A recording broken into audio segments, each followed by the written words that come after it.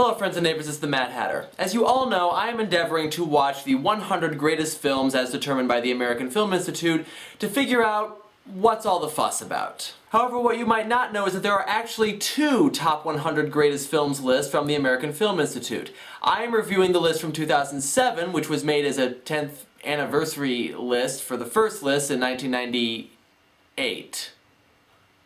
I don't know. Regardless, several changes were made to the 2007 list, several movies were reordered, and a few movies were even added. The result being that 23 movies from the 1998 list did not cross over to the 2007 list. These movies, which I like to call the Lost 23, should also be considered as great movies to look at and decide what's all the fuss about. And I will be looking at the first of those movies today, originally number 99 on the list. Guess who's coming to dinner? Remember, you're a wizard. On second thought, let's not go to camera. One whole week. Still princesses. Time travel. Easy wish. This doesn't make sense either. Well, I told you, didn't I? What'd you tell him? Look, Chris, if you don't explain to me in the next few minutes what you three are playing at... Explain it, Mr. Drake. You can? Well, let's have it. Well, it's my fault. See, we have a sort of a situation here. Joanna and I didn't just meet in Hawaii. We spent a good deal of time together. I mean, all the time after we met. And, well, we have this problem. Released in 1967, Guess Who's Coming to Dinner follows the family of the Draytons. Matt and Christina Drayton, played by Spencer Tracy and Katharine Hepburn, are a progressive older couple. Their 23-year-old daughter Joey comes home early from a vacation in Hawaii to announce that she's going to get married to a man that she met 10 days ago. The man is Dr. John Prentice, and he's black, which was a considerably larger deal in the 1960s than it is now.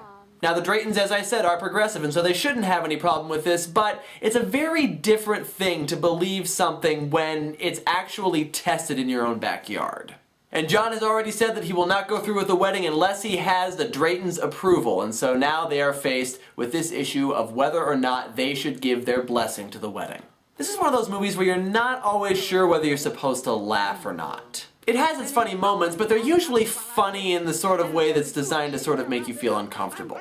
And the slow pacing of the film, in addition to allowing the actors room to act and develop their characters, also makes for some pretty uncomfortable moments. There are a lot of different reactions to the news that these two are going to get married. Probably about 8 or 9 people find out, and they each react in a slightly different way. You get everything from absolute acceptance to complete horror and everything in between.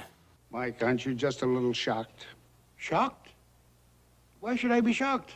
I simply couldn't believe it. I mean, it's so unlike Joey to do anything so appallingly stupid. Yes, come along, Hillary. But the best reactions by far come from the two central characters, Mr. and Mrs. Drayton. They both act their parts beautifully. They cover the whole range of human emotions. And they really make you feel everything that they're going to while they're trying to make this very difficult decision. And really the entire movie is about this decision that they have to make. I absolutely adore the character of Christina Drayton. She plays the romantic yet concerned mother, and she plays it beautifully. It's not that I don't want to know you, Hillary, although I don't. It's just that I'm afraid we're not really the sort of people that you can afford to be associated with. Don't speak, Hillary. Just go. But it's Matt Drayton, the father, who is really the pivotal character in this story.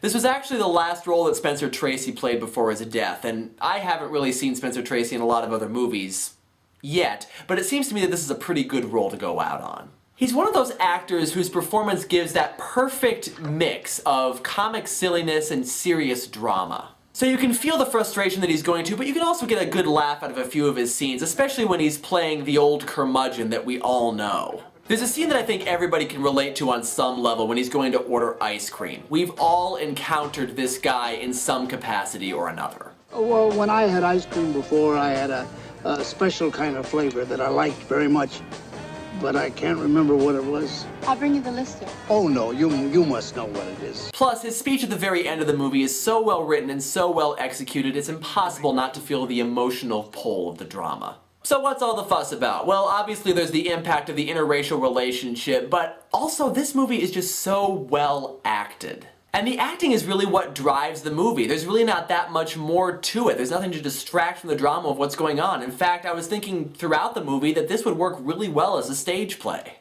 It pretty much is a stage play, it's just being filmed. Each of the characters is really well fleshed out, and they each have a different take on what's happening, and none of the takes are completely right or completely wrong. And it's something that we can all relate to pretty easily. Parents often despair of the decisions that their children make, and children often despair of their parents' closed-minded attitudes toward the younger generation. And these attitudes have really very little to do with the interracial relationship, which gives this movie a universal appeal even in this day and age when interracial relationships aren't that big a deal anymore.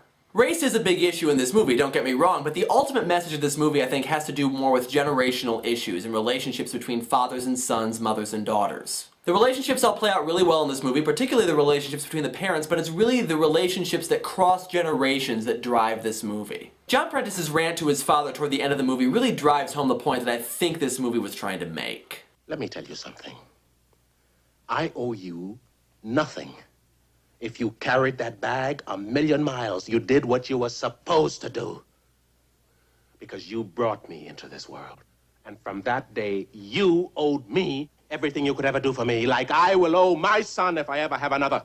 It's not about black and white, it's about the world changing from generation to generation and whether or not parents should allow their children to change with it or whether they should hold them back for fear of them getting hurt. The film is maybe not quite as impactful or dynamic as some of the other films on the top 100 list, so I can kind of see why it was replaced by other films. However, it was still an incredible film. I absolutely love it. It's definitely one of my favorites, and it is going on to the ultimate recommendation list. The worth rating on this is ultimate recommendation. You definitely should go see this movie. And that does it for this movie review. Until next time, happy viewing. That's the story of, that's the glory of love.